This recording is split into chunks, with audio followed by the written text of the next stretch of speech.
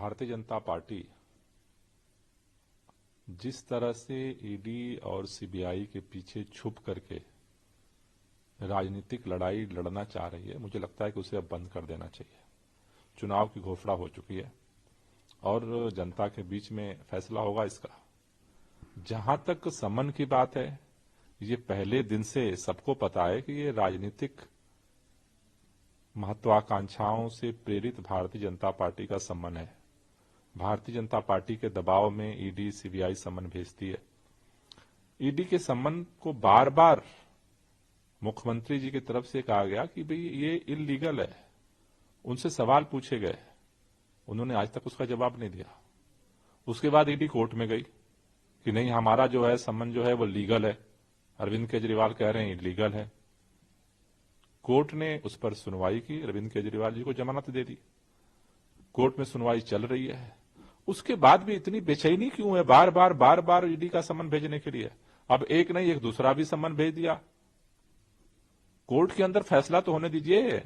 हमारा मानना है कि वो इलीगल है, वो कह रहे हैं लीगल है, तो तय कौन करेगा कि लीगल है कि इलीगल है? कोर्ट तय करेगी।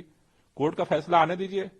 बीजेपी भी यही बात करे कि कोर्ट ही तय करेगा, तो उससे पहले आप कैसे कह सकते हैं इलीगल? जो हम इलीगल कह रहे हैं तभी तो वो कह रहे हैं लीगल है, हम कह रहे हैं इलीगल है। यही तो मैटर गया है कोर्ट में, यही तो मैटर गया है कोर्ट में। कोर्ट सुनवाई कर रहा है, उसके पहले बार बार समन भेजने का क्या तुक बनता है?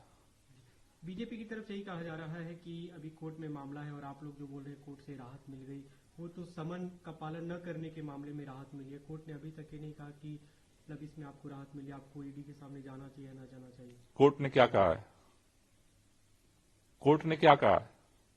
कोर्ट ने तो यही कहा ईडी से कि जो भी तथ्य हैं, दस्तावेज हैं, वो प्रस्तुत करिए। तारीख दिया है 1 अप्रैल की। कोर्ट ने तो यही कहा है। सबको इसको मानना चाहिए। इतनी बेचैनी क्यों है? और अगर यही केवल है कि किसी भी कीमत पे अरविंद केजरीवाल को गिरफ्तार करना है, तो वो तो तानाशाही चल रही है। जो मर्जी वो कर लो भाई, सब कुछ आपका है। मुझे लगता है कि ईडी को कोर्ट का सम्मान करना चाहिए और कोर्ट में जो फैसला आएगा उसके अनुसार आगे कार्रवाई की जाएगी। जी, एक मुंबई में कांग्रेस पार्टी की जो भारत जोड़ो न्याय यात्रा चल रही थी राहुल गांधी की, उसका समापन था, बड़ी रैली हुई, सभी विपक्षी दलों के नेता एकजुट रहे वहां पे। आपकी पार्टी की तरफ से सौरभ भारद्वाज वहां पे मौजूद रहे। राहुल गांधी ने एक बात कही, उन्होंने कहा कि एक अभी देश में शक्ति है, उसके जो मोदी सरकार की, उसके खिलाफ हमें लड़ना। ईवीएम को लेकर भी उन्होंने सवाल उठाए कि ईवीएम में राजा की जान कैद है और उससे हमें लड़ना है।